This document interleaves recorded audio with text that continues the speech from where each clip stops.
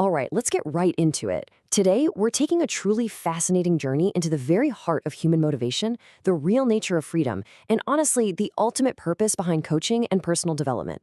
We are unpacking a brilliant piece of work by author Tony Zampella called Rethinking Freedom in Coaching, From Agency to Awareness. Get ready because this is going to fundamentally shift how you view your own goals, your identity, and what it actually means to be truly free. Okay, let's dive into this with a question. Does becoming more effective necessarily mean becoming more free? It's one of those Socratic questions that just immediately challenges our most basic assumptions.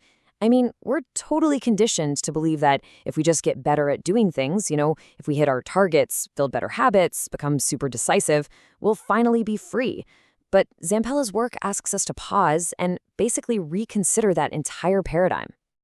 To really bring this puzzle to life, let's look at a relatable case study from Zampella's work. Let's call her Kathy. She shows up to a coaching session just completely exhausted, and she drops this profound line. She says, "I know exactly what I need to do, I just can't seem to do it." And let's be real, we have all been a Kathy at some point, haven't we? Her exhaustion perfectly highlights the absolute limits of traditional goal setting. A standard coach might just double down on accountability, right? Give her a habit tracker to get her moving again. But we have to ask, is that really solving the deeper issue? Well, before we answer that, we really need to understand the lens we're looking through today. Tony Zampella is the founder of Bhavana Learning Group, experts in contemplative learning to cultivate inner wisdom. As a wisdom guide and leadership and learning consultant, Tony integrated ontological inquiry and Buddhist psychology to sustain contemplative practice.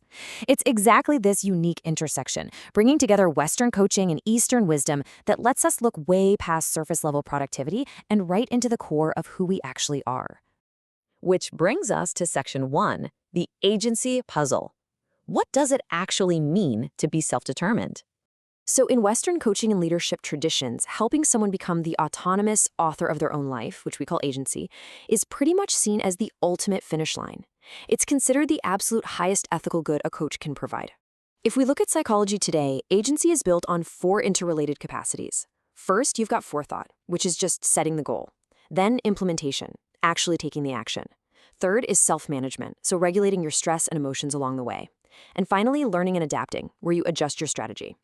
Put them all together, and these steps build our ability to intentionally direct our actions toward whatever outcomes we want. And make no mistake, developing this is a massively vital stage of human growth. Getting to that point where you can look around and confidently say, "I can influence my world," is a huge human achievement. It's like that light bulb moment when a child realizes they have choices, or a leader realizes they can actually shape a culture. But Zampella argues something really interesting here. He suggests that while agency is absolutely necessary, it might just be a stepping stone. It's a developmental threshold, not the final destination. Let's step into Section 2, Rethinking Coaching Ethics. We're asking the controversial question here: is autonomy actually the highest good? If we start looking beyond the traditional Western liberal view of the fiercely independent individual, our whole understanding of coaching shifts dramatically. And this brilliantly illustrates the divide. Traditional coaching ethics simply asks, what does the client want? Its main job is just avoiding any violation of the client's autonomy. But an ontological ethic goes so much deeper. It asks, what understanding of self is being enacted right now? It's the profound difference between a coach just taking your desires at face value versus a coach deeply examining the underlying identity that's forming those desires in the very first place. And this leads us directly into slightly darker territory with Section 3, the shadow of agency, or what happens when empowerment becomes ego preservation. Think about it like this. If we simply affirm a client's agency, if we just help them get what they want without ever questioning why they want it, we can actually dangerously reinforce their ego and their conditioned reactive patterns. Zampella introduces a really crucial concept here called spiritual bypassing. Basically, this is avoiding the discomfort of confronting the unknown. It's shielding yourself from the super unsettling process of shedding inherited narratives and internalized defenses. So if a coach strictly sticks to being non-directive and only ever validates a client's choices, they might actually be engaging in a spiritual bypass. They're protecting both themselves and the client from the real, messy, profound work of true transformation. So the core takeaway here is this. What looks like self-determination may actually just be ego preservation. The shadow here isn't malevolent or evil, right? It's just incredibly sophisticated. It's our own defense mechanisms, cloaked in this shiny, positive language of empowerment and goal setting. We think we're making free choices, but a lot of the time, we're really just maintaining our comfortable illusions. Now, to break free from the shadow, we enter Section 4, the Eastern Perspective. We're looking at transcending the autonomous self. This is where Zampella's integration of wisdom traditions gets incredibly exciting because it offers a radical alternative to our Western obsession with autonomy and control. Let's look at the Buddhist concept of anatta, or non-self. Anatta completely challenges the premise that we even have a fixed, independent, and agentic identity at all. From this viewpoint, clinging so tightly to our independent agency, always having to be the one in control, the one making things happen, well, that can actually block deeper movements of realization, humility, and genuine peace. And then we have the Taoist concept of Wu Wei. This translates roughly to effortless action. Now, that doesn't mean just sitting around doing nothing. It means taking action that arrives in harmony with the unfolding nature of reality, rather than just forcing things through willful, egoic assertion. It's what action looks like when it's no longer driven by a desperate need to prove yourself, but instead by a graceful alignment with what actually is. So let's compare these two paradigms side by side. Western autonomy seeks freedom by strengthening the agentic self, more willpower, more control.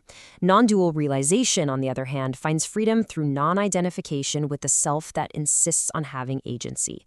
Zampella is really urging us to see that while agency establishes our responsibility, and that's important, it is a stage that must eventually be outgrown and transcended if we want to experience true freedom. To see what this transcendence actually looks like in the real world, let's look at Section 5, Kathy's breakthrough, the shift from agency to awareness. Remember Kathy from earlier? Zampella notes that she returned to coaching months later, and on paper, she was doing great. She was highly successful, far more decisive, more capable, actively shaping her life. But beneath the surface, she still felt this deep, heavy sense of constraint. Then, during one of her sessions, she suddenly pauses. The room goes totally silent, and she drops this massive realization. She says, "I've spent my whole life trying to prove that I'm enough." Notice what happened there.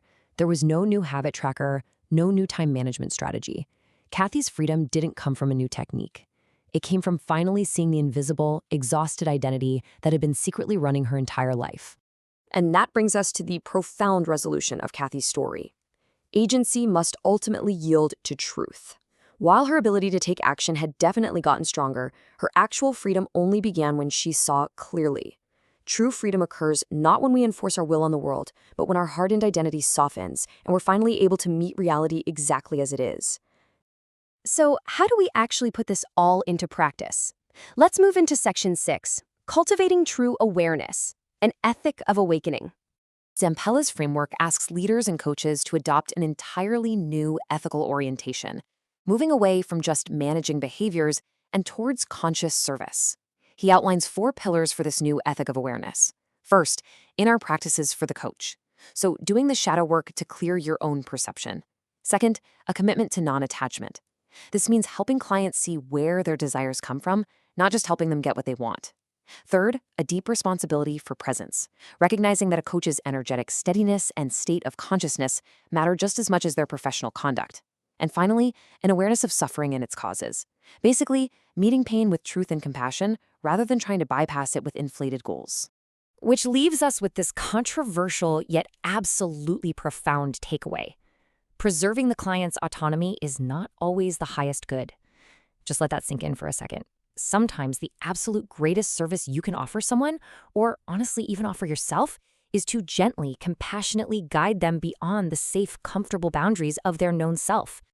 I really want to leave you with this final provocative thought to take with you today. When you look at your own personal development, your leadership style, or how you coach others, are you building a sanctuary for the ego or a crucible for awakening? Thank you so much for joining me on this explainer. I hope this deep dive into Tony Zampella's incredible framework leaves you eager to explore your own awareness and fundamentally rethink what it means to be truly free. Keep learning, keep questioning, and I'll catch you next time.